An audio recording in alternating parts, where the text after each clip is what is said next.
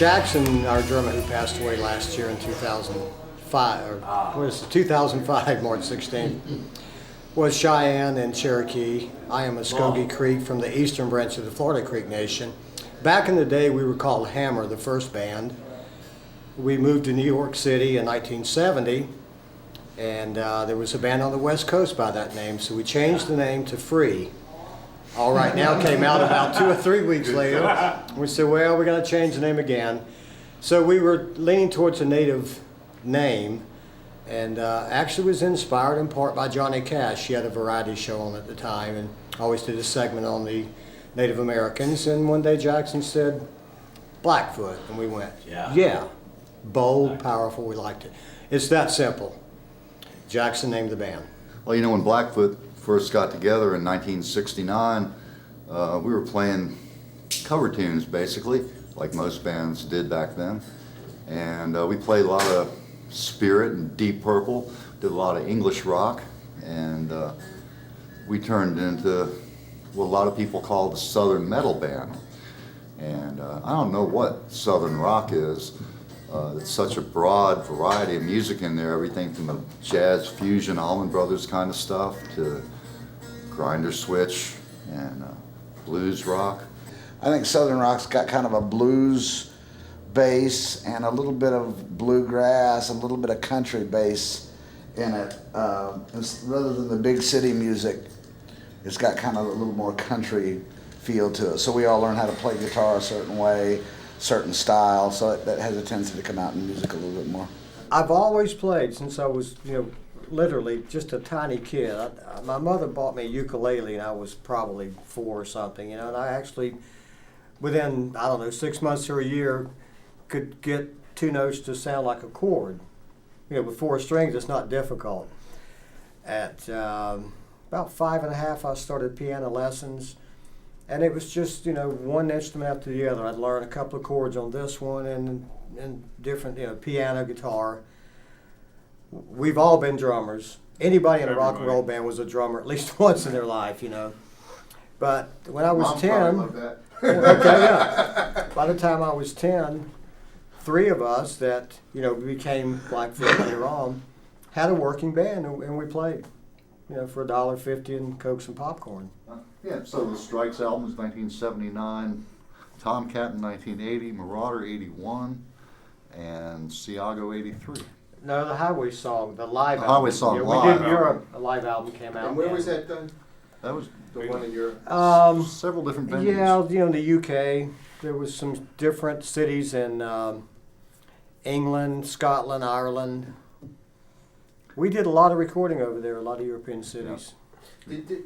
How does the European audience differ from the U.S., in your opinion? I don't know, they're great. They looked at us more of as a metal band, I think. Yeah. We toured over there with Scorpions and Iron Maiden and AC/DC and the likes of that. They don't beat each other up as much.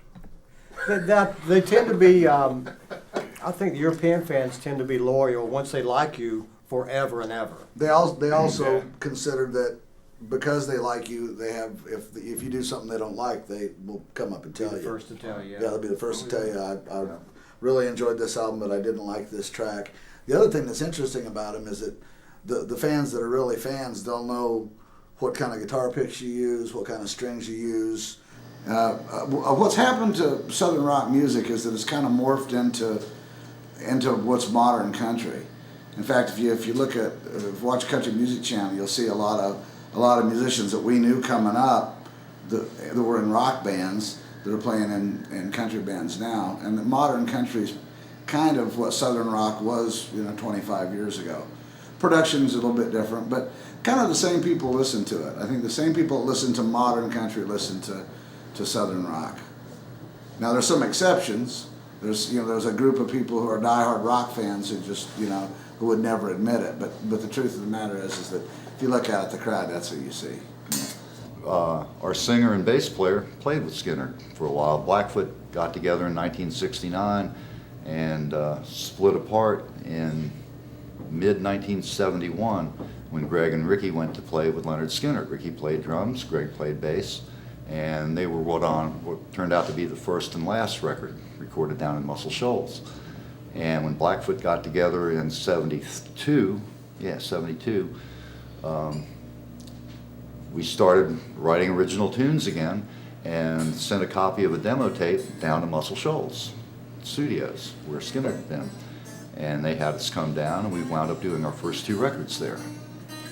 And Jay Johnson, who's playing guitar with us now, is the son of Jimmy Johnson, the record producer from Muscle Shoals, one of the Swampers, Muscle Shoals Swampers.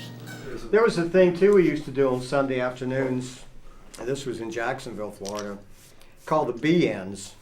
We all met at this Forest Inn, I think it was Forest called, Inn, like Civic Center, I don't know, There were a community few different places center. they did it around Jackson. And on any given Sunday, there would be members who later on were in the Allman Brothers. There was us, Skinner, Hatchet, Grinder switch. so many people. It was just a Sunday afternoon fun Yeah. jam. They wouldn't let them call them love ends. That's Yeah, you'd play love ends for, out west. it'd be 4 hours, Be you a know, and it B-end. would never stop. B-end. Somebody would get tired and another person go up, strap on a guitar, and while there's 2 or 3 other guitars, this one would plug in and he would, join in. Same with the drums. That's the only time it would stop probably was the drums, Yeah. because it was one set.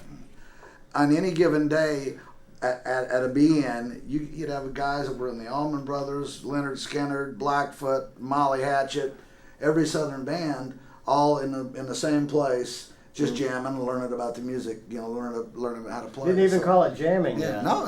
That term had not been invented. No, we we knew of. called it something else. But Just Sunday afternoon play.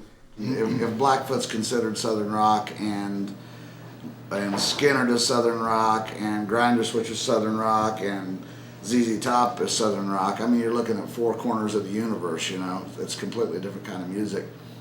But somehow it all sort of gets lumped into the same category, and the same people listen to it, so, God bless them. Charlie made a comment many, many years ago. Somebody asked him a question. His answer was about what you're going to do after the band, and he said, gosh, I never thought about life after Blackfoot. And it's like somebody just slapped me in the face, and I thought, I never thought about that either. I mean, I just thought Blackfoot would be the rest of my life. Right. Well, you ask about kids, right? Now, see, is another generation from us, actually, kind of one removed. But all of us, all married, and none of us have any kids, because we hit the road in '68 and didn't come. We're still not.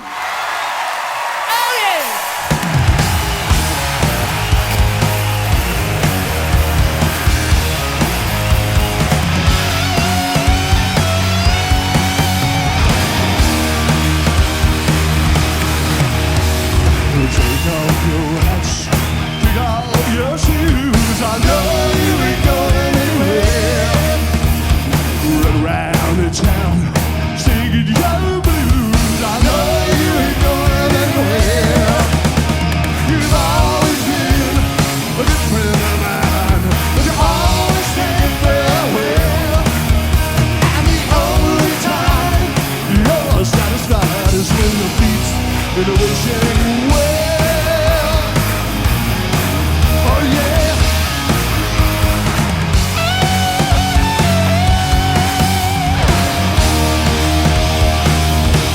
Well, damn you good, you might choose yourself. Is that what you're trying to do? Put up the fight to believe to be right. Something is shine through. You've always got something too hard, something you just can't tell. And the every time you're satisfied, your beats in the wishing well.